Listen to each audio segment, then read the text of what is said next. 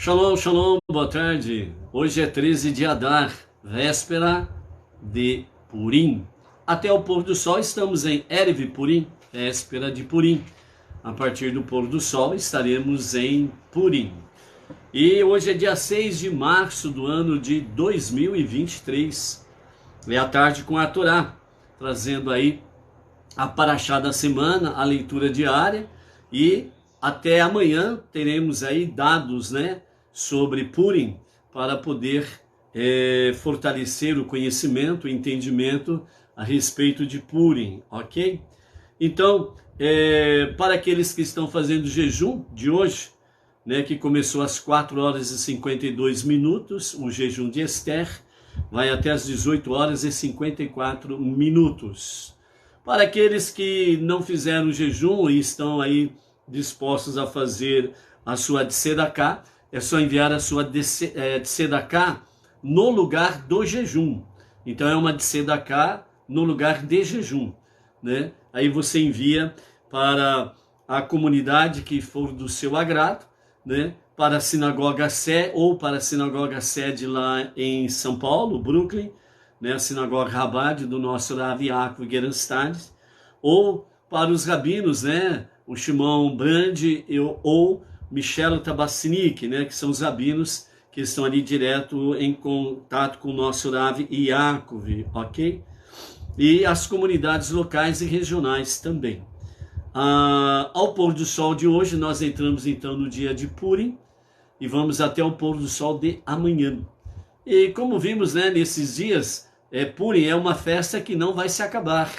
Por quê? Porque ela vai comemorar sempre a vitória da vida sobre a morte, da bênção sobre a maldição, do amor sobre o ódio, né? E também vai fazer com que, de fato, nós possamos estar celebrando cada vez mais as vitórias que elevam e exaltam o nome do nosso Deus. Então, Purim, uma festa que não se acabará.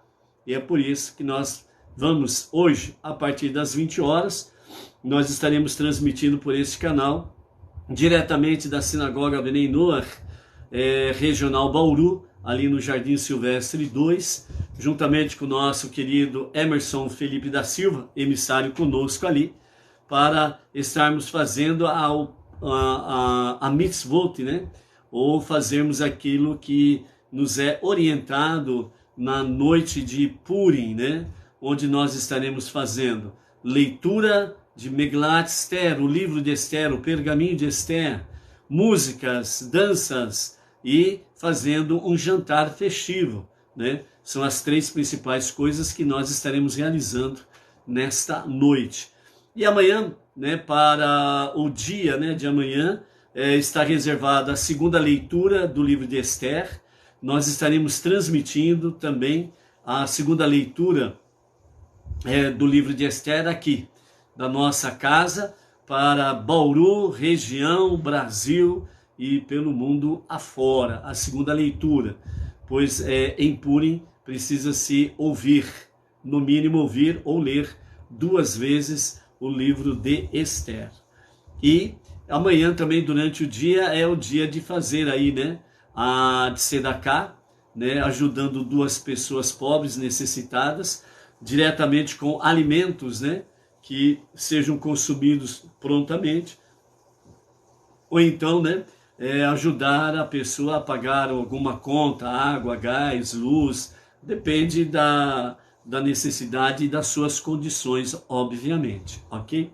E também, dar um presente para um amigo, que é exatamente alimentos, não dinheiro, alimentos, Então, dentro desse sentido, você vai trocar aí um presente de alimentos também pronto para ser consumido com um amigo, ok?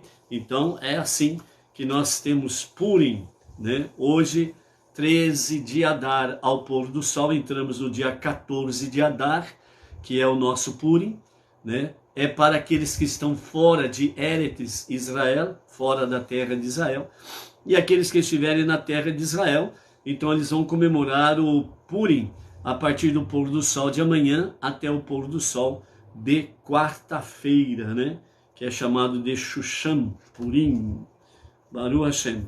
né? Hoje nós vamos enviar aí o nosso Mazal Tov, parabéns, né? Pelos seguintes aniversariantes: a Ana Batnoar, lá do Rio de Janeiro, o André Canitz, de São José, Santa Catarina, o Henrique Costa, de Arroio dos Ratos, lá em Rio Grande do Sul, a Isaac Karina Sanches Garcia, né? Não tem a cidade dele, o Genaro Hertz, de Bauru, aqui é a nossa região, a Maristela Torres, de Brasília, lá em Distrito Federal, né? Temos aí a Cristiane Altran Metni, de Balbinos, aqui é a nossa região. Temos aqui a Roberta Fuzizawa, lá de Franca, interior de São Paulo. E as pessoas residentes em Pirajuí, temos aí o Douglas Faria, a Adriana Garcia, a Lúcia Pandolfi, a Tainá Atuí, né, são residentes em Pirajuí. E, obviamente, de forma especial para as gêmeas, Ana Carolina e Ana Luísa, né, são filhas da minha irmã Cristina Marmol, né, são filhas do Sérgio Pereira da Silva, né, e são ali integrantes da Autoescola Pirajuí, a melhor autoescola da região, né? Segurança, profissionalismo, respeito com o seu dinheiro para ser bem aplicado é na Autoescola Pirajuí. Ali temos, né, a família Maria Cristina Marmol e Caio Marmol, a Ana Luísa Marmol, né, que estão ali diretamente conectados, né, junto com o Leandro, na Autoescola Pirajuí. Em especial, parabéns então a Ana Luísa e a Ana Carolina, né, as gêmeas, né, fazendo aí 25 anos, né, Mazal Tov. Então, para todos os aniversariantes, Mazal Tov, muitas felicidades, proteção, saúde, vida longa até os 120 anos, né, com sucessos e maravilhosas vitórias em vossas vidas e juntamente com os seus familiares, os seus queridos. Nada melhor do que ter boas vitórias junto com os queridos, a família e etc.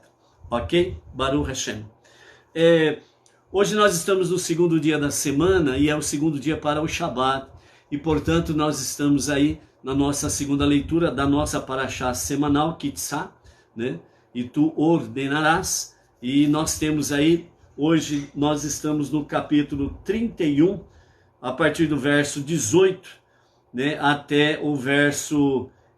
até o capítulo 33, verso 11, né? Kitzá significa elevar as cabeças, elevação, né? Quando você elevar, quando você contar, né, o povo de Israel, falando sobre a questão do meio shekel, para não contar diretamente o povo judeu, mas contá-los através do meio shekel, ricos e pobres andando juntos e os dois não dando a mais o rico, não dando menos o pobre. Meio shekel, cada um é metade. Nós nos completamos quando nós estamos em harmonia com o nosso próximo, obedecendo o grande mandamento de Hashem, né? Levíticos capítulo 19, verso 18. E amarás o teu próximo como a ti mesmo, né? Então, dentro desse aspecto aí, é que nós temos a questão de união e unidade, ok? E nós estamos aí, né, nesses dias, falando sobre a história de Purim, né? Temos aí os grandes heróis de Purim, que é Mordecai e Esther, e o grande vilão, que é Haman, né? Descendente de Amaleque, descendente de Esav, né? E aí nós temos aí aquele ódio gratuito. Então, quando o fulano X, ele levanta sua cabeça como a serpente, com um ódio gratuito, você tem que ficar esperto, porque aquele que tem ódio gratuito, ele sempre é um traidor, ele sempre vai falar de você pelas costas, né? Então você não pode subestimar o inimigo que tem um ódio gratuito contra você, né? Precisa sempre estar prevenido, precavido, para não ser pego de surpresa. E quando você conhece alguém que é, de fato, alguém que tem um ódio gratuito contra você, uma das coisas que você deve evitar, não receba-o em sua casa. Corta as asinhas dessa pessoa. Você sabe que aquela pessoa ela vai na sua casa lá só para fazer mexericos. Olhar o que você tem dentro da sua casa, cobiçar, invejar, só traz coisas negativas. E depois, quando sai da sua casa, fala mal de você, da sua família, da sua casa. São pessoas que têm um ódio gratuito. O que eles querem é a sua destruição, a sua derrota. Então, o povo de Israel tem experimentado nos seus mais de 3.000 anos de história essa realidade. A sabedoria, o conhecimento, o entendimento. Servir um único Deus enquanto as nações servem um monte de deuses. A inveja, os ciúmes, a bronca. A herança, a escolha. O povo escolhido. Suscitou ódios gratuitos que vêm desde Esaú. Esaú vem através da sua descendência com Amaleque. Vem seguindo no tempo com Ramã. Edom, na história moderna, Roma. Então é assim. Você precisa entender a realidade. Você não pode ser um inocente. Você não pode usar de inocência contra alguém, de inocência a favor de alguém que tem um ódio gratuito, que está no seu sangue odiar você e deseja a tua destruição. Então uma das coisas é cortar visitinhas dessas pessoas na sua casa. Cortar a amizade, sim. Ah, mas você acabou de dizer amar o teu próximo como a ti mesmo. Você precisa amar a pessoa na sua essência, que ela é criada à imagem e semelhança de Deus. Mas ela tem livre escolha. Você pode continuar amando a alma divina daquela pessoa. Só que você não pode dar moleza para a pessoa que é ruim, que é má. A essência dela é essa. Por isso que ela levanta a cabeça como a da serpente, com seu ódio gratuito. Então, se amanhã ou depois você cortando as asinhas dessa pessoa, ela tiver uma techuvá, um arrependimento, e hoje nós vamos ter a palavra do nosso Rebbe Menahem Mendes sobre a elevação do arrependimento. Aí já muda toda a história. Mas enquanto ela fica com a sua cabeça erguida como a de uma serpente, com ódio gratuito contra você, você precisa tomar sem ódio, sem desejo de vingança, é isso que está dentro do aspecto amar o próximo, ok? Você tem que tomar deposições e decisões. Você não pode continuar trazendo mal para dentro da tua casa, entendeu? Você não pode continuar mantendo amizade com pessoas desses níveis, perversas, maldosas, porque gostam de ser maldosas. Conhecendo, a decisão é sua. Você é livre para fazer a sua escolha. Seja ela boa ou má, você vai colher os resultados dela. Se você fizer uma boa escolha, Baruch Hashem, bendito seja Deus. Se você fizer uma péssima escolha, misericórdia. Entendeu? É essa a questão aí. Então, amados, nós estamos aí dentro desses aspectos todos, né? E a grande lição que nós temos aqui para refletir sobre a festividade de Purim, além da lição que Purim nos ensina a espalhar o judaísmo entre o povo judeu e as nações, também nos ensina que devemos trazer bondade, justiça, retidão para o mundo inteiro, incluindo as nações gentias, as nações não judias, né? Não apenas um judeu deve se comportar com total firmeza e não se deixar intimidar pelos gentios, mas também deve influenciar o gentio, o não judeu, a se comportar de maneira justa e correta, levando a aderir o código de Noah, ou seja, as 7 leis universais. Isso é destacado, né, na narrativa que vamos fazer hoje à noite e amanhã de manhã do livro de Esther. Depois que Mordecai foi nomeado vice-rei da Pérsia e vice-rei das 127 províncias que pertenciam ao rei Assuero, né? Na morte de Assuero, quem assumiu foi Dario. Ele se esforçou para promover o bem-estar de todos os habitantes dos países do rei Ahasverosh, o rei Assuero. Tanto os judeus quanto os gentios dos 127 países. Assim, a história da Megilat, Esther, contém as lições.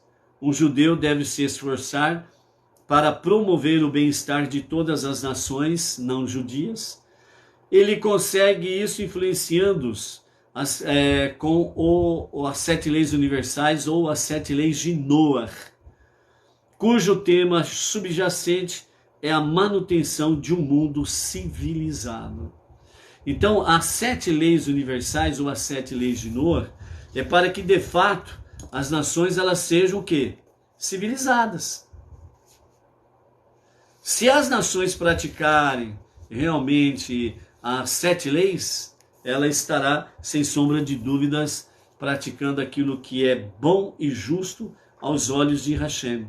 E nesse sentido, o mundo viverá em paz. Por isso, é uma tarefa suprema de cada um de nós, transformarmos este mundo para ser a moradia de Deus.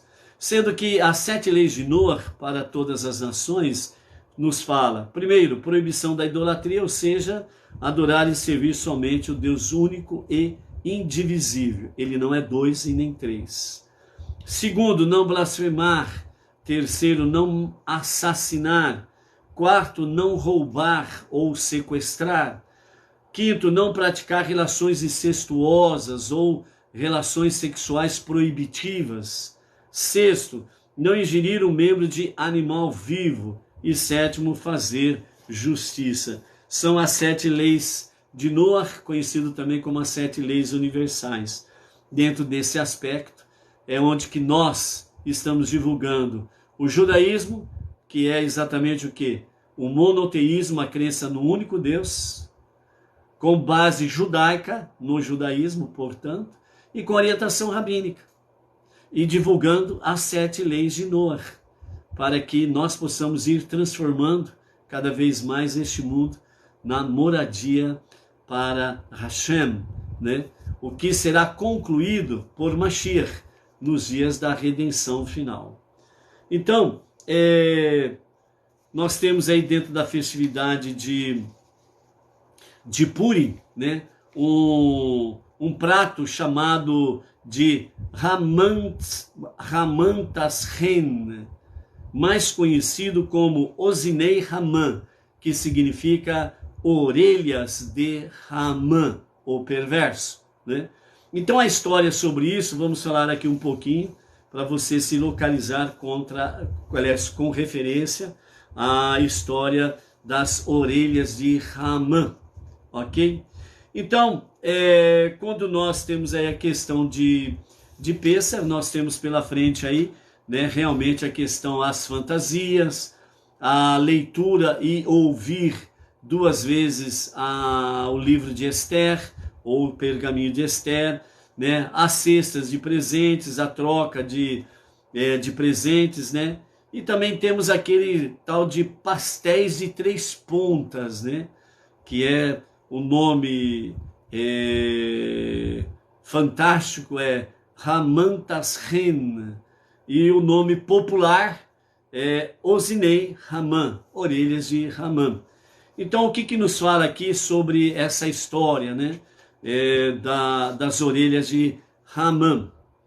Uma das menções mais antigas sobre o petisco de Purim, como Oznei Haman, é uma comédia escrita por Yehudá Somo, que nasceu em 1527 e faleceu no ano de 1592 da Itália.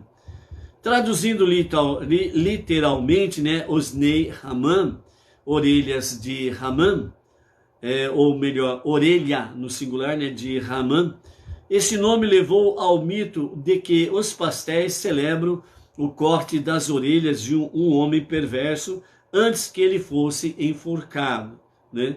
Porém, os Naim, né, que aí já vai para a questão de forma plural, né, Osnei, orelha, né, e Osnaim, orelhas, né, pode às vezes referir-se a pastéis que não são de Purim, pastéis normais.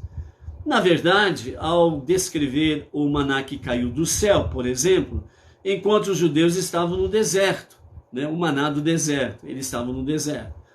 Segundo o Rabi Yosef Ibn Caspi, que nasceu em 1279 e faleceu em 1340, e do Rabi Dom Itzhak Abarbanel, nascido em 1437 e faleceu em 1508, descrevem um petisco chamado Osnaim, sem menção a Ramã ou a Purim. Em muitas culturas do leste europeu, são pastéis recheados chamados de pequenas orelhas. É uma tradição local. E, finalmente, não há documentação dessas mutilações bárbaras tendo sido perpetradas em qualquer lugar. Ou seja, o condenado ser cortado as suas orelhas antes do enforcamento. Mas aí nós temos, né, nessa história toda, nós temos Daniel, Esther e o verdadeiro Hamantas, que nos fala sobre essa questão. Embora atualmente você possa encontrar Hamantas Ren recheado com praticamente qualquer tipo de recheio, seja doce ou salgado, né, e vai do gosto, né, do cliente, por assim dizer. Então, o Hamantas Ren clássico, né, sempre era recheado com sementes de papoulas. Na verdade, a própria palavra Amam pode se referir ao perverso Ramã, da história de Esther e Mordecai, ou as sementes de papoula, Mon. E a palavra Idish para isto é Tash, que também significa bolso. Isto está de acordo com a clássica explicação dada no Código da Lei Judaica para comer esses referidos pastéis em Purim. Alguns afirmam que se deve comer um alimento feito com sementes em Purim, em memória das sementes que Daniel e seus amigos comeram na casa do rei da Babilônia, como diz o versículo. E ele lhes deu sementes, né? Quando você lê lá o livro de Daniel, do profeta Daniel, então eles recusaram os banquetes, né, do rei da Babilônia, e então eles ficaram comendo coisas mais simples, né, sementes, à base de sementes. Mas o que de fato Daniel comeu sementes tem a ver com Purim? Qual é a relação disto, né? Então, segundo o Talmud, ele explica que quando nós chegamos lá no livro de Esther, né? No livro de Esther, nós temos no capítulo 4, no verso 5, né? Capítulo 4, verso 5, nós temos aí a seguinte expressão do versículo. Diz assim: Esther chamou a Hatar, um dos eunucos do rei, a quem este tinha apontado para lhe servir, e ordenou-lhe para que fosse encontrar com Mordecai para saber o que era aquilo e o seu motivo, né? Então aqui nesse capítulo 4 de Esther, onde fala sobre o personagem Hatar, né? Aqui o que os nossos sábios trazem que esse Hatar, né, esse eunuco do rei que servia diretamente à rainha Esther, era o profeta Daniel. E ela tinha muita confiança nele. Então, os nossos mestres, segundo o Talmud, o Midrash, eles se referem que esse Hatar, um dos eunucos do rei, a quem este tinha apontado para servir a rainha Esther, e ela tinha muita confiança nele. Então, esse eunuco Hatar é de fato o próprio profeta Daniel, né? Então, é por isso que é mencionada aqui nas explicações dos nossos mestres sobre essa questão de Daniel. Qual a ligação? É esta ligação. Esther capítulo 4 e o verso 5. Além disso, como lemos na própria história de Purim, quando Esther estava no palácio do rei, ela manteve sua identidade em secreto. E o Talmud explica que, como a comida não era kasher ali nos domínios das 127 províncias do rei Assuero, então o que aconteceu? Ela simplesmente tinha uma vida mais reservada. Então ela ficava mais, por assim dizer, no bom sentido, ela ficava mais trancafiada, ela se isolava mais, para que as pessoas não percebessem a sua origem judaica, né? Então, esse eunuco, Hatar, né, era o próprio profeta Daniel. E ela tinha muita confiança nele, porque a expressão Hatar significa aquele que guarda segredos. Então, essa conexão que tem aí. Então, a rainha Esther, ela realmente comia sementes, né, grãos, nesse sentido todo, para preservar exatamente ao estilo da vida judaica que ela aprendeu com seu primo Mordecai, né? Não fazendo misturas e não comendo aquilo que não é puro, ok? Aquilo que não é kasher. E em comemoração a Esther e Daniel, que há um costume de comer grãos e sementes em Purim. A maneira pela qual esse costume é tradicionalmente observado é comendo pastéis, ou seja, tashen, recheado de sementes de papoula, por exemplo. Baseados nesse motivo para comer esses pastéis, sempre que as clássicas fontes halássicas discutem este costume, é feita uma menção específica do Haman Tashen, né? Sendo recheado com sementes de papoula. E nessas explicações que os nossos mestres trazem, para explicar este costume, na verdade, todo aspecto dessa guloseima é repleto de simbolismo, né? Alguns simbolismo que nós encontramos quando nós comemos, entre aspas, as orelhas de Haman, né?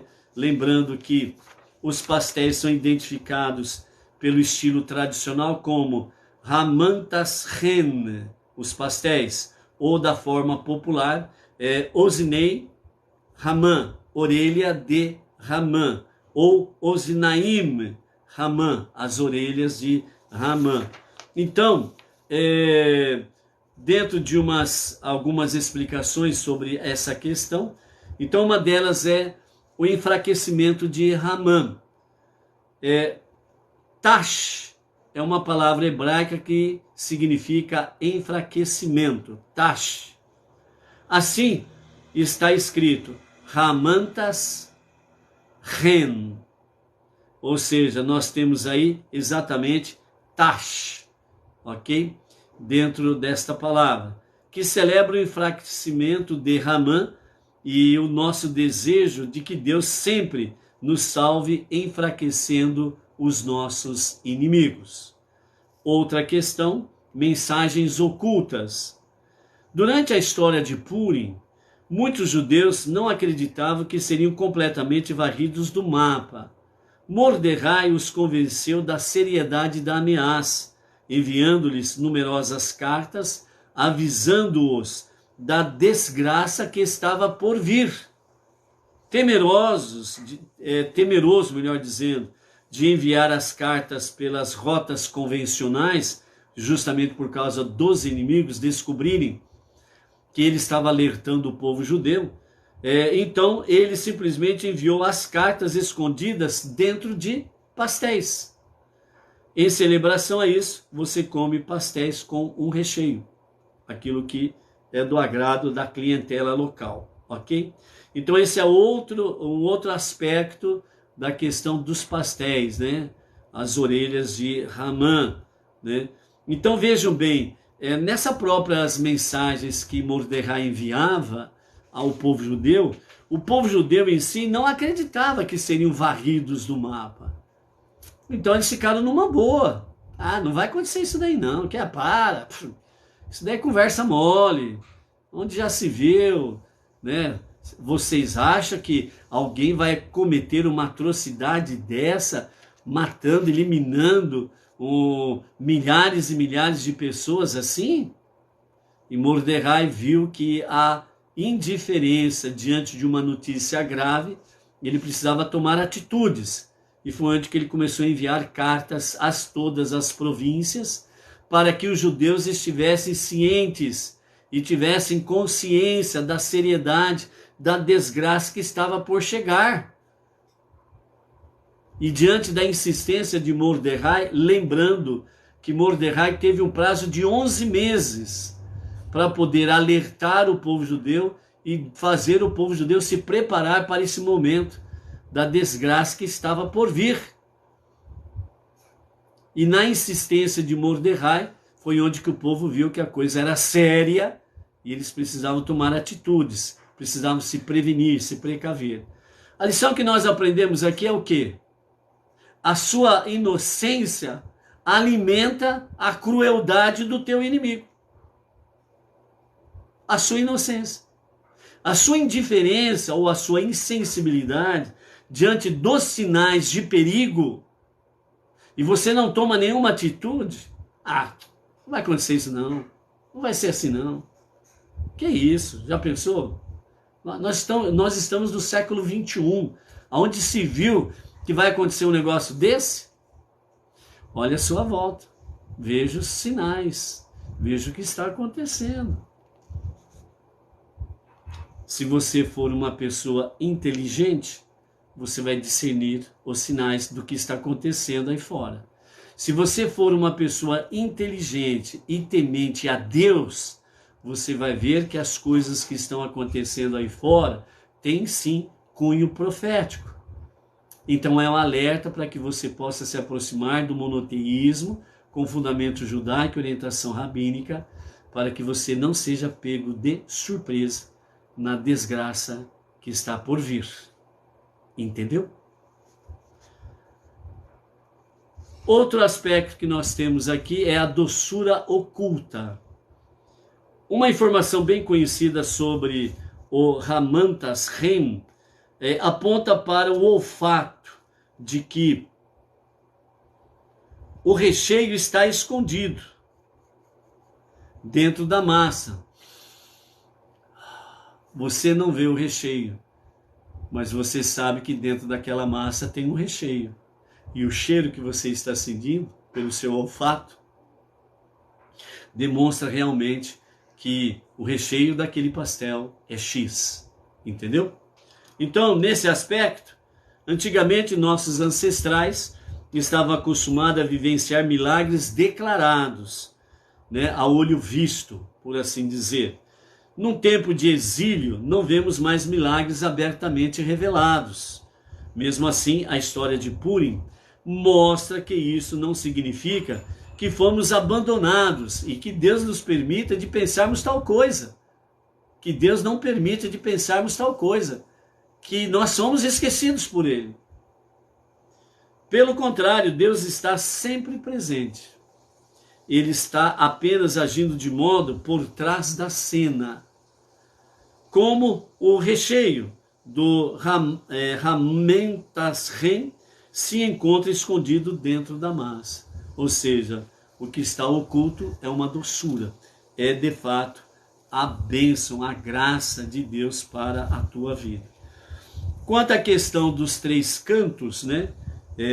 Que é o famoso pastel de Haman, né? Ele é feito a semelhança, né, de uma esfirra meia aberta, mostrando o recheio, mas dentro da realidade é considerado um pastel, ok? Então, embora haja uma antiga lenda de que Haman usava um chapéu de 3 pontas, né? E para comemorar sua queda, comemos um pastel de 3 cantos. E há também um significado mais profundo. Segundo o Midrash nos diz que quando Haman ele reconheceu o mérito dos 3 patriarcas, Abraham, Isaac e Jacob, imediatamente a sua força diminuiu. Por causa disso, então nós comemos 3 pastéis de 3 cantos e os chamamos de enfraquecedores de Haman, ou seja, Tashem. Outro motivo para os 3 cantos, a palavra hebraica para canto é keren,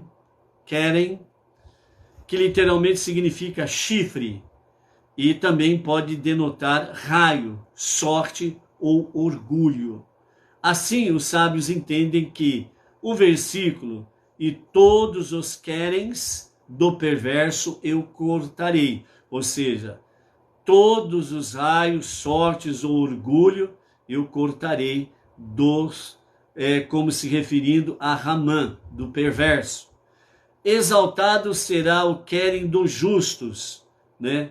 O raio, a sorte, o orgulho, né? Será então exaltado, como se referindo a Mordecai.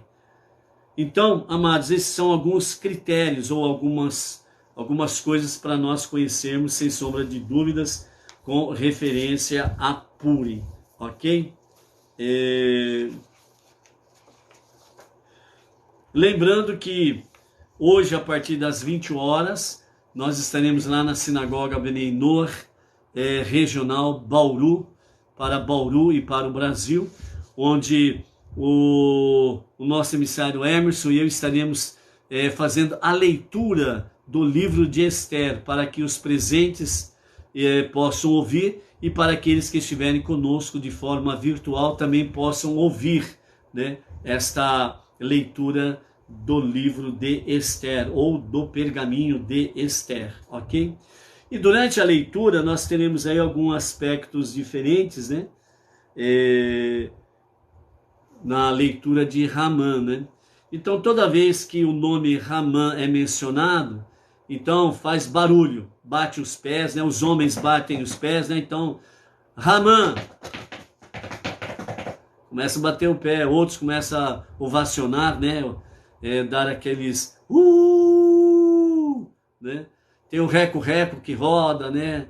Para o nome de Haman não ser ser ouvido no sentido assim claro, né? Então é para procurar abafar o nome Haman. Por quê? Porque ele está enfraquecido, entendeu? E quando se ouve o nome de Mordecai ou Esther, então aí se escuta completamente o nome de cada um, Mordecai ou Esther. Então aí as pessoas batem palma, né? Viva, viva Mordecai, viva Esther. Aí pode também apitar, pode rodar o reco-reco, né? Como diz o outro lá, né? Porque aí já é um tom de aprovação e de louvor aos 2 grandes heróis do livro de Esther, né? Mordecai e Esther. E Haman tem que ser exatamente isso daí, né? Tem que ser vaiado, essa é a palavra que eu não achava, acabei de achar aqui agora. Então, ser vaiado, né? E os barulhos é para ofuscar o nome de Haman, ok? Então, a partir das 20 horas, nós estaremos ali na Sinagoga Bnei Noach, regional Bauru, para fazer essa transmissão. Teremos aí momentos, né, bem, vamos dizer assim, descontraído, né? Porque essa reunião ela é festiva e barulhenta. Então esta reunião é aquela em que os sábios dizem, esta é permitida fazer barulho, né? Então por isso aí o pessoal vai estar com apito, chocalho, bater pé, ovacionar, reco-reco, etc e tal, né? Então vai ser bem descontraído e bem legal também, não restam dúvidas. Que todos possam aqui, né, de Bauru e região, possam comparecer para estarmos juntos nesta festividade aí. Ok? Baruch Hashem. Então vamos agora para a nossa segunda leitura, capítulo 31, verso 18, até o capítulo 33, verso 11, né? Então nesses capítulos aqui, nós temos tudo aquilo que se refere dentro do aspecto, né, da nossa segunda leitura, que está dentro de Shemot, né? Então nós temos aí o pecado do bezerro de ouro, né? lembrando que os nossos mestres aqui, eles nos trazem o ensinamento de que essa passagem que nós estamos aqui, de Kitsá, ela é exatamente imediatamente após o incidente do bezerro de ouro. Assim aconteceu o pecado do bezerro de ouro, as 2 tábuas foram destruídas, certo? Houve 2, por assim dizer, né? Houve 2 ações dentro desse aspecto, né? Uma praga e uma mortandade pela espada, né? No meio do povo. E aí depois em seguida Moshe, ele fala para o povo que ele vai retornar ao monte para rogar a Hashem o perdão por causa por causa do pecado do bezerro de ouro, né? Então, há cerca de 40 dias após receber a Torá, né, Shavuot, a outorga da Torá, eles vão e fazem o pecado do bezerro de ouro. Nós temos aí a questão de que eles fizeram uma contagem errada. Quando Moshe subiu para o monte para receber Haseret Hadibrot, os 10 ditos de Hashem em 2 tábuas de safira, o povo fez uma contagem errada. Contaram o momento da partida em que Moshe sai do acampamento, se dirige ao monte para poder estar com Hashem e receber. E eles foram alertados sobre a questão dos 40 dias. Como eles começaram a contar antes do momento certo, quando completou 40 dias na contagem deles, né, então foi onde que alguns começaram a inflamar o povo de que Moisés estava morto, que não voltaria mais, né, e que ninguém sabe o que foi feito dele, né, principalmente Datã e Avirã, que eram aqueles que gostavam de menosprezar e desprezar Moshe, né? Se juntaram a uma parte da mistura de povos, aqueles não judeus que, quando saíram do Egito, fizeram uma conversão ao judaísmo, certo? E segundo os nossos sábios, falam que em torno de 3.000 a 6.000 judeus pereceram naquele dia, os que estavam diretamente envolvidos no pecado do bezerro de ouro. E aí fica uma observação que os mestres fazem. Se o povo judeu, só o povo judeu, girava em torno de 4 a 5 milhões de judeus que saíram do Egito, 6.000 é uma porcentagem bem pequena da realidade do total. Então não era o povo na sua totalidade. Muitas vezes, né, pregadores sem o devido conhecimento falam ali, todo o povo pecou, como se todo o povo entrou, né, de cabeça na adoração do bezerro de ouro, né? E na realidade não. Foi em torno de 6.000, segundo os sábios, que estiveram envolvidos diretamente com a questão do pecado do bezerro de ouro. Dentro desse aspecto aí, nós temos aí a realidade dos fatos que são. Por que fala todo o povo? Porque um judeu, ele representa todo o povo. 6.000 judeus representa todo o povo. Ou seja, se um é atingido por um mal, todo o povo é atingido por um mal. Se um é atingido por algo bom, todo o povo é atingido por algo bom.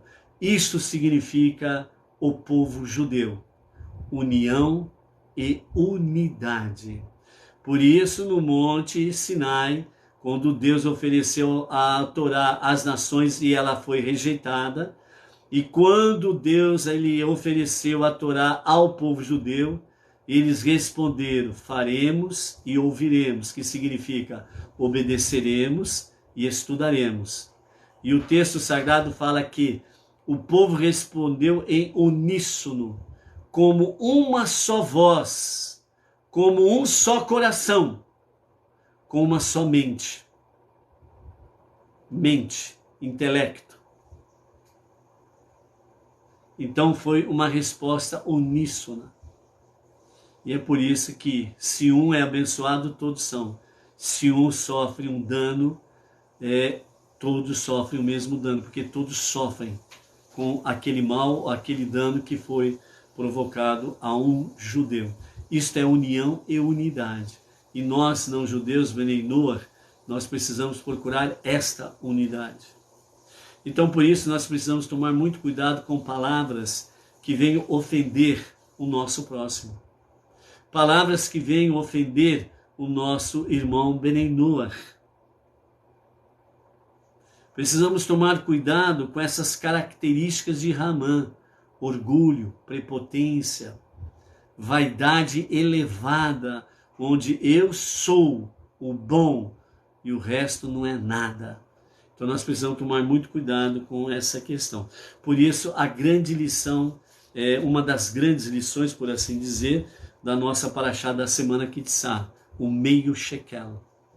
Você é metade e você se torna um inteiro quando você une com o seu irmão.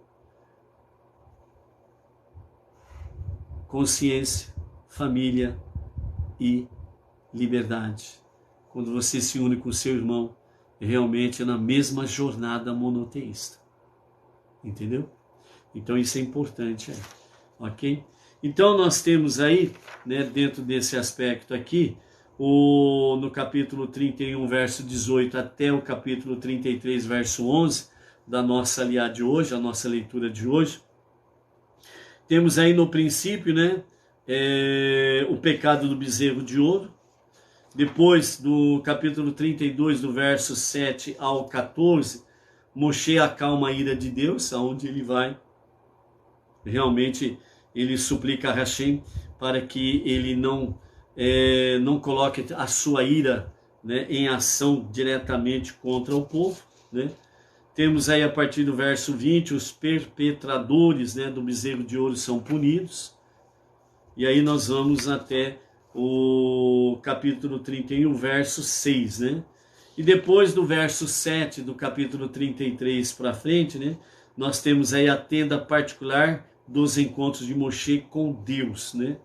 Então do verso 7 do capítulo 36 até o verso 11, nós temos aí onde Moshe ele faz a sua tenda separada do acampamento, né? Que é a tenda onde ele vai ter os seus encontros frequentes com Deus. A hora que Deus o chama, ele está pronto. A hora que ele precisa falar com Deus, ele está pronto para se apresentar diante de Deus. Ok? Então aqui, amados, né, na capítulo 31, verso 18, até o capítulo 32, verso 14, nós temos aí exatamente o pecado do bezerro de ouro, e Moshe acalma, né,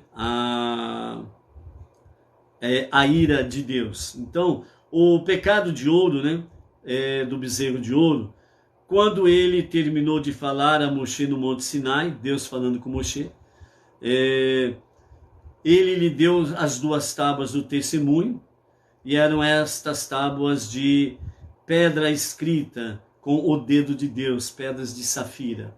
O povo viu que Moshe estava atrasado para descer da montanha, e o povo se reuniu em torno de Arão, e lhes disse: venha, faça-nos deuses, que irão perante nós e nos conduzirão, pois sobre esse homem Moisés, que nos tirou da terra do Egito, não sabemos o que aconteceu a ele, né? Então Arão disse a eles: tirem os brincos das orelhas de suas esposas, filhos e filhas, e tragam-no para mim. O objetivo de Moshe, aliás, o objetivo de Arão era exatamente retardar a ação para a fabricação do bezerro de ouro. Então até eles irem, tirarem, né, os brincos, eles teriam que negociar com as suas esposas, eles precisavam discutir, argumentar. Então na visão, segundo os nossos mestres falam, então na visão de Arão, ele falou isso para exatamente provocar uma demora, para dar tempo de Moshe retornar, né?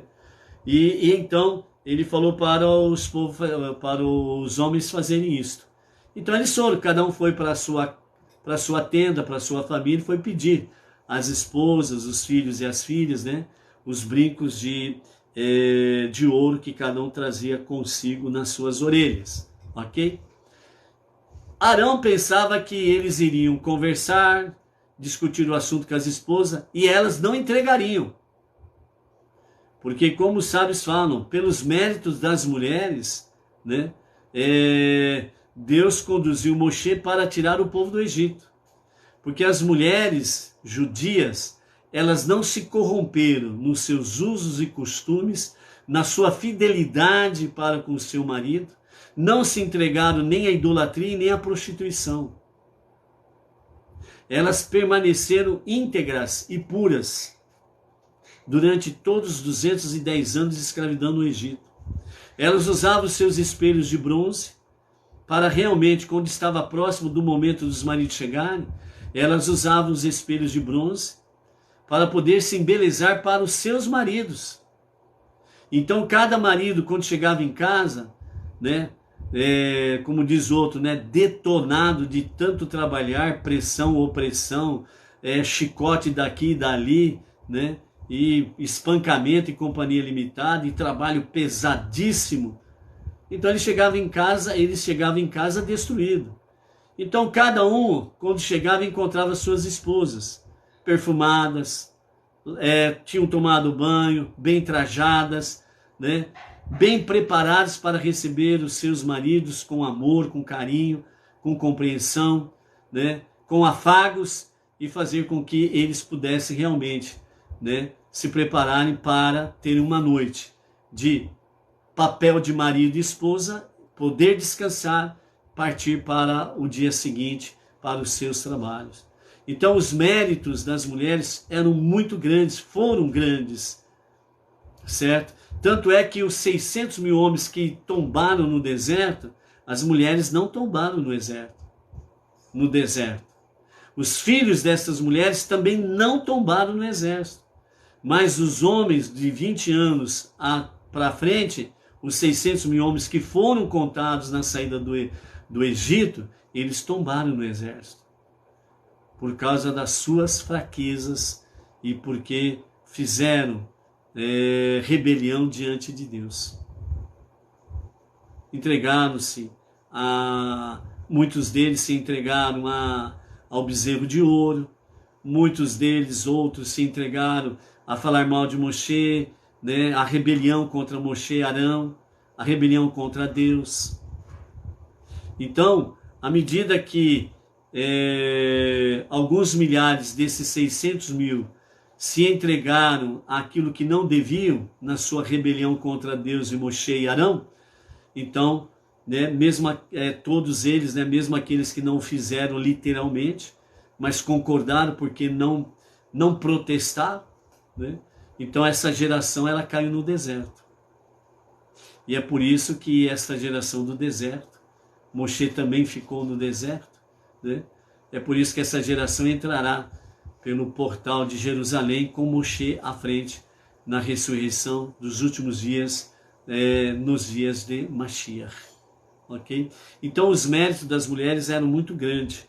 E então o pecado do bezerro de ouro, ele veio e afrontou, né, realmente a Deus e a Moshe, né? Então Arão achava que eles iam chegar e vinham encontrar resistência, porque eles sabiam que elas não entregariam mesmo, porque ele conhecia muito bem as mulheres judias. Mas para sua surpresa, né, rapidamente eles conseguiram os ouros, né? E como que eles conseguiram? Quando as mulheres disseram não, eles se lançaram contra elas e arrancaram à força os seus pendentes de ouro para fazer o bezerro de ouro. Então não houve tempo de diálogo. Quando elas disseram não na primeira vez, eles já foram para cima delas e arrancaram por atos de violência. Então esses 600 mil homens acabaram se envolvendo dessa forma, porque eles foram contra as suas esposas. E era o mérito delas que tinham assegurado um dos pilares, né, para a libertação do povo judeu, foi exatamente os méritos das mulheres. e quando eles investiram contra elas, arrancando a força, então aí eles realmente foram levados a uma nota realmente estarrecedora nos escritos divinos, né? Então, por isso, logo após o pecado do bezerro de ouro, eles foram sentenciados a vagar 40 anos pelo deserto e os 600 mil homens, os seus corpos tombarem no deserto. Entendeu? Então é isso daí. Então eles disseram, façamos deuses para nós, né? E o objetivo de Arão era exatamente de retardar a confecção do bezerro de ouro, mas não deu certo, porque eles se tornaram violentos contra as suas esposas. Segundo Ramban, Narmânides, né, ele fala que Arão, ele escolheu exatamente um bezerro de ouro, aliás, um bezerro, né, para fazer o bezerro de ouro, uma vez que a carruagem celestial, a face de um boi, pode ser vista do lado esquerdo da carruagem celestial, que está registrado lá em Ezequiel capítulo 1 e o verso 10, que corresponde exatamente à força de Deus, né? Por isso, a esquerda de Deus, ela é Gevurah, força, severidade, certo? Então, Narmânides, Ramban, ele fala sobre essa questão. Foi por isso que Arão escolheu, de fato, a questão do boi em si, ok? Segundo outro comentarista, né, que nós temos aqui, o Da'at Zekenim, ele diz que na realidade haviam ali 3 grupos diante desta situação. O primeiro grupo estava somente procurando um novo líder. Como estava aquela questão, Moshe morreu, Moshe não vai voltar, já completou os 40 dias, a contagem estava errada. Então esse primeiro grupo ele estava apenas preocupado em arrumar um novo líder para conduzi-los. O segundo grupo desejavam adorar ídolos. E o terceiro grupo, que era a tribo de Levi, que permaneceu totalmente leal a Deus e não se envolveu com o pecado do bezerro de ouro. Além das mulheres não se envolverem com o pecado do bezerro de ouro e nem com a adoração ao bezerro de ouro, certo? Elas permaneceram do lado da tribo de Levi e não se contaminaram com o pecado do bezerro de ouro. Então, segundo Da'at Zekenim, né, esse comentarista, ele fala desses 3 grupos aqui, ok?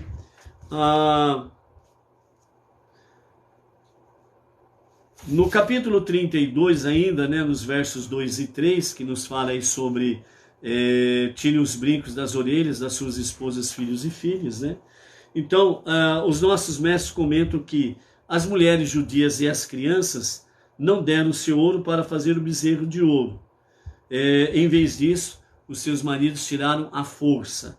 Isso mostra que a verdadeira convicção no Deus único é mais forte nas mulheres do que nos homens. Alguém já observou isso? Vejam bem, amados, dentro dos próprios segmentos religiosos que encontram-se por aí afora vai. A presença das mulheres sempre foi maior do que a dos homens. Sempre foi maior do que a dos homens.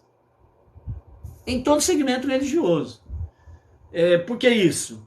Mas Deus, o Deus de Israel, o único Deus, está ali no meio daquela idolatria? Não, ele não está no meio daquela idolatria, no sentido assim, dele estar aprovando, porque não existe lugar onde Deus não possa estar. Mas lá no salão X de segmento religioso X, Deus está presente? Sim. O próprio Rebbe Menachem Mendel fala, o líder máximo da nossa geração, não existe lugar onde Deus não possa estar. E por que isto? De uma forma simplória de tudo. Deixa eu ver aqui se eu acho. Tem hora que a gente acha papel demais, tem hora que a gente não acha papel, né? mas vamos dizer assim, ó. Opa! Fazendo um desenho aqui um desenho bem infantil, né? Porque desenhista eu não sou mesmo, né? Então vocês não vão fazer aí, né? Como diz o outro, né? Não é para rir, é para aprender, tá bom? No sentido, né? No sentido de poder assim dizer, né? Sabemos que Deus é infinitamente maior do que se possa imaginar, ok? Certo? Então, longe de comparar a Deus a esses rabiscos, mas é um desenho para nós entendermos aonde que Deus pode não estar. Tá certo? Nós vemos, Deus é tudo, tudo é Deus. Então, ou seja, Deus ele está acima de tudo e de todos. Mas não no sentido exato acima de tudo e de todos. Deus está além de tudo e de todos. Porque quando você coloca numa forma literal, Deus está acima de tudo e de todos. Então ele está lá em cima e eu estou aqui para baixo e todo mundo está aqui para baixo e Deus não está. Então tem por assim dizer, as pessoas encaram como uma questão física e não é. Deus está além de tudo e de todos. Por isso que ele é chamado de En Sof, o infinito, ou literalmente, como diz os nossos mestres, aquele que é sem fim. Ok? Então, o que existe? Longe de estarmos comparando Deus a esses rabiscos, ok? Mas uma visão humana para nós entendermos. Só existe isso daqui. Ou seja, Deus, ok? Só isso existe. Agora, aonde que nós e o nosso universo está?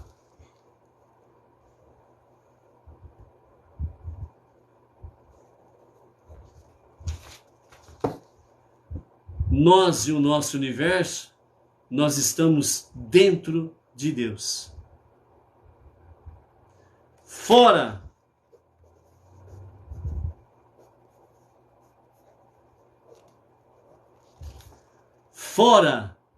de Deus nada existe. Fora de Deus nada existe. Então, quando você escuta de bom grado, né? Realmente o que você escuta? Tudo é Deus. Então, o que é tudo é Deus? Tudo é Deus.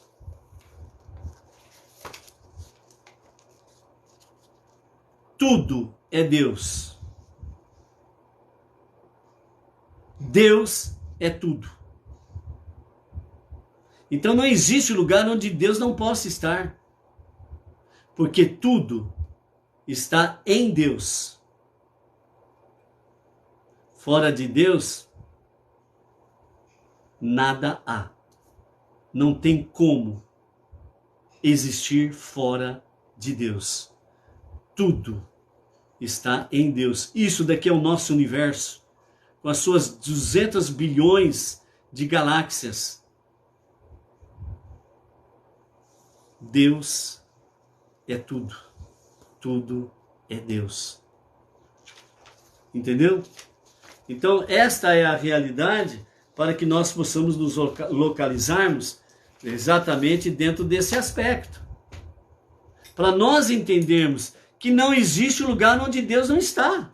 E se pessoas sinceras, mesmo orientadas de forma errada, estão em determinados segmentos religiosos, mas elas estão com a verdadeira intenção do coração de buscar a Deus, Deus está com aquela pessoa. Os nossos rabinos já falam isso.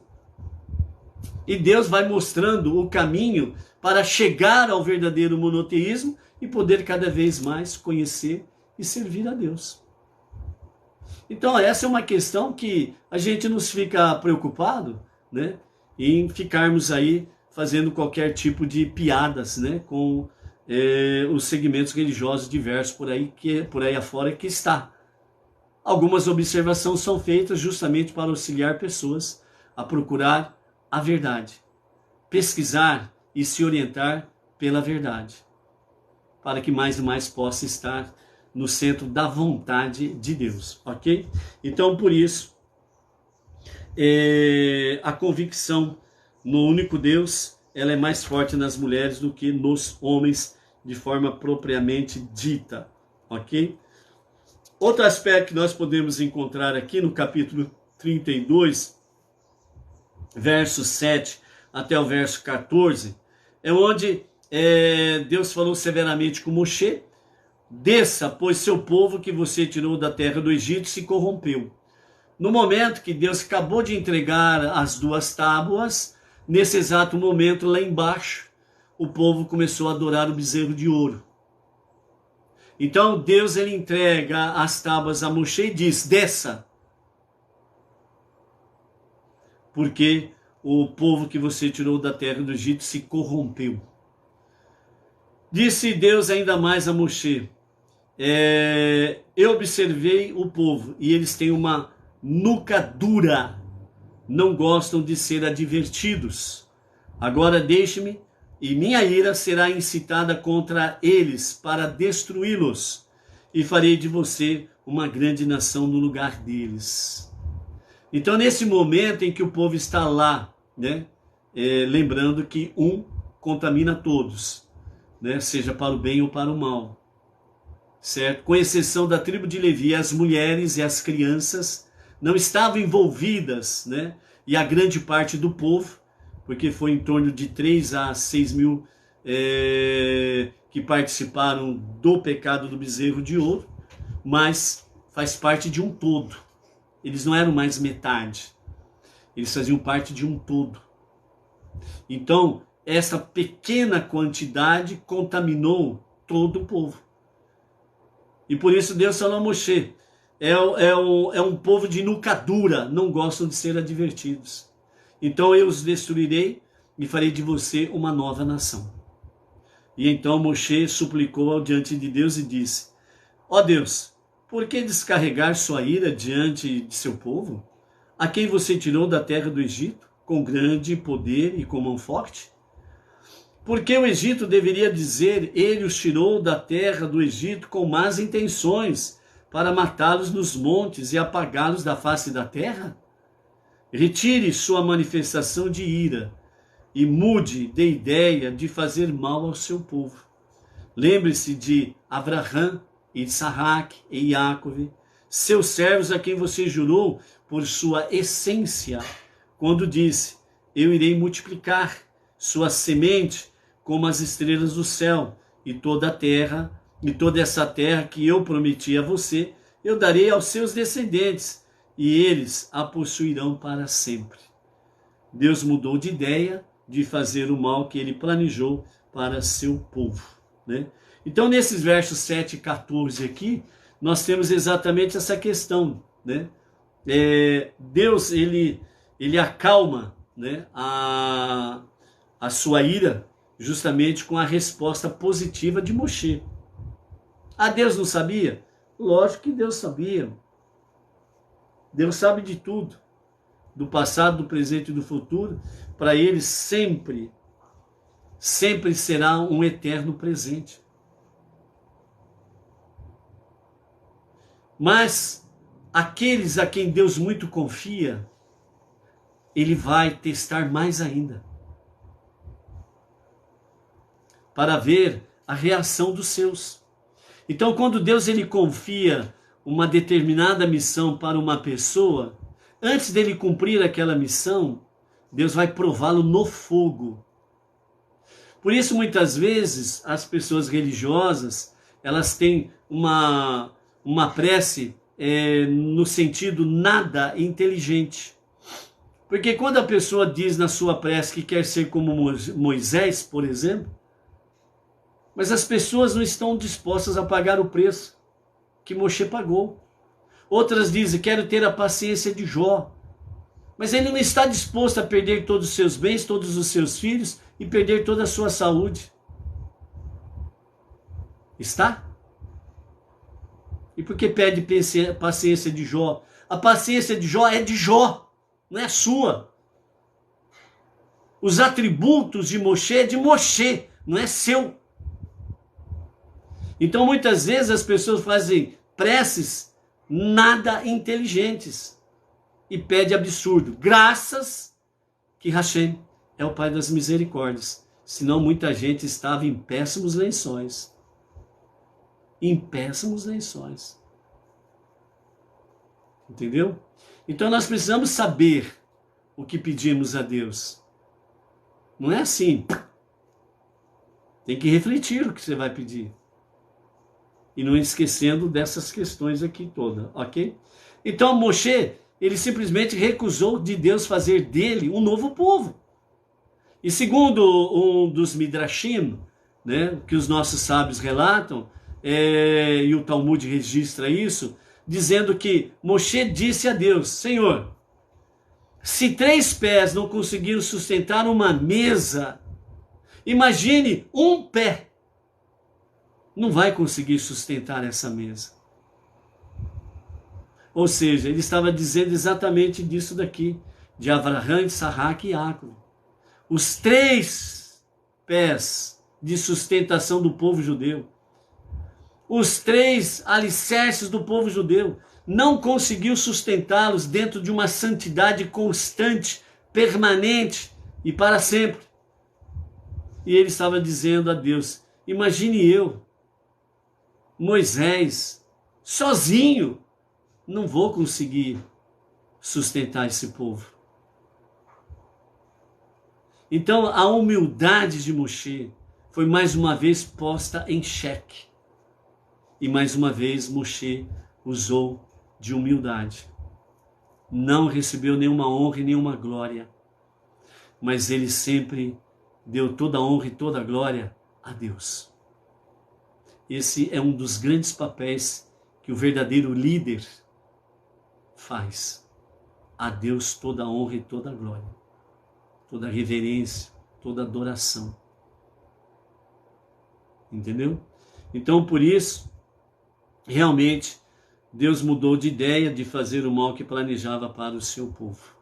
E é por isso que o nosso Rebbe Menachem Mendel, ele fala exatamente da elevação do arrependimento.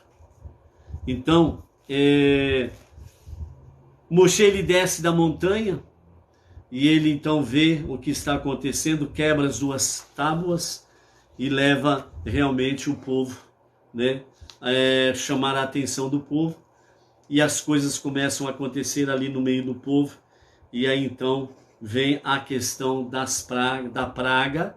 E vem a questão em que Moshe, ele fala no capítulo 32, verso 26, ele fala: Moshe se postou à entrada do acampamento e disse: quem for por Deus, junte-se a mim. E diz: qualquer pessoa que serve um ídolo deve ser morta. Então que cada homem empunhe sua espada e vá de portão a portão no acampamento. Que cada um mate o seu meio-irmão, amigo próximo ou parente. Os levitas seguiram as palavras de Moshe, e naquele dia perto de 3.000 homens do povo caíram pela espada. Certo? Moshe disse ao povo: vocês cometeram um pecado terrível. Agora eu voltarei a Deus, talvez conseguirei obter expiação para o pecado de vocês. Moshe voltou a Deus e ele disse: por favor, o povo cometeu um pecado terrível ao fazer um ídolo de ouro. Agora, se você perdoar o pecado deles, então tudo bem. Mas se não, por favor, me apague do seu livro da Torá, né, que você escreveu. Deus disse a Moshe: eu apagarei do meu livro aqueles que pecaram contra mim. Agora vá, você terá de conduzir o povo ao lugar que eu lhe descrevi. Eu enviarei meu anjo e não eu diante de você. Quando eu trouxer punições ao povo por seus pecados, eu levarei este pecado na conta deles. Então Deus feriu o povo com uma praga por causa do bezerro. E eles fizeram o que Arão, né, disse. E eles fizeram que Arão tinha feito, né?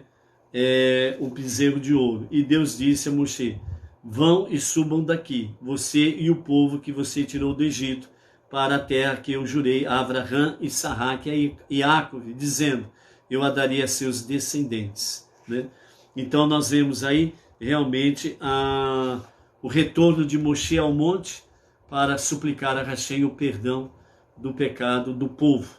E depois no capítulo 33, a partir do verso 7, né, Moshe, depois ele pegou a sua tenda e a ergueu fora do acampamento, distante do acampamento. Ele a chamou a tenda da reunião.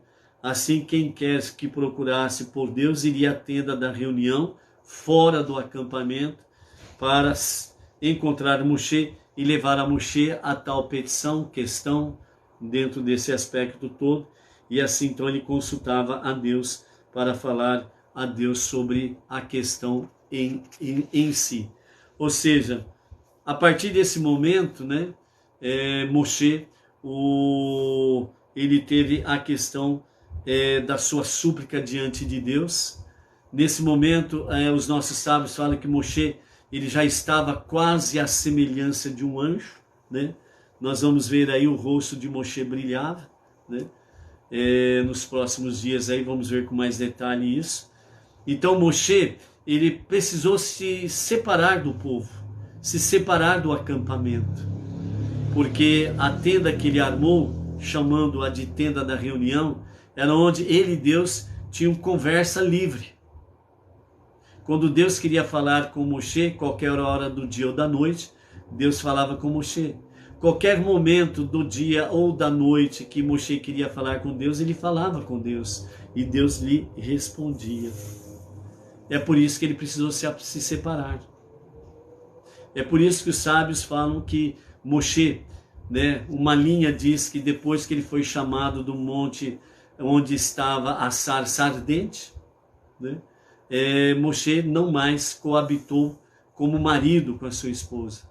E outra linha diz que a partir desse momento é que Moshe, de fato, separou-se definitivamente da sua esposa, porque foi algo ímpar, no sentido de que Deus precisava de Moshe 24 horas por dia. Por isso o nosso Rebbe nos fala sobre a questão do arrependimento, né, a elevação do arrependimento, né, como o povo que testemunhou os milagres de Deus e experimentou sua revelação no Monte Sinai, pode cometer uma transgressão tão grosseira tão pouco tempo depois? É verdade que foi apenas uma pequena porcentagem do povo que adorou o bezerro de ouro, mas até mesmo isso parece inconcebível. Os sábios do Talmud traz para nós e nos ensinam que, na realidade, os judeus dessa época eram incapazes de pecar. Então, para que as pessoas pudessem elevar-se à altura daquelas conquistas espirituais, que somente pode ser alcançada através do arrependimento, a experiência do arrependimento. Deus teve de forçar, por assim dizer, no bom sentido, tal episódio a acontecer com elas. Então, à luz disso, todos podemos encarar nossos erros passados como oportunidades para que, por causa deles, escalar através do arrependimento alturas espirituais que de outra maneira seriam inalcançáveis, né? Então, ou seja, o que Deus quer mostrar para nós é que, através das nossas falhas, dos nossos pecados, se tão somente houver em nós a verdadeira techuvá, que é o retorno a Deus para um verdadeiro e genuíno arrependimento, nós nos elevamos.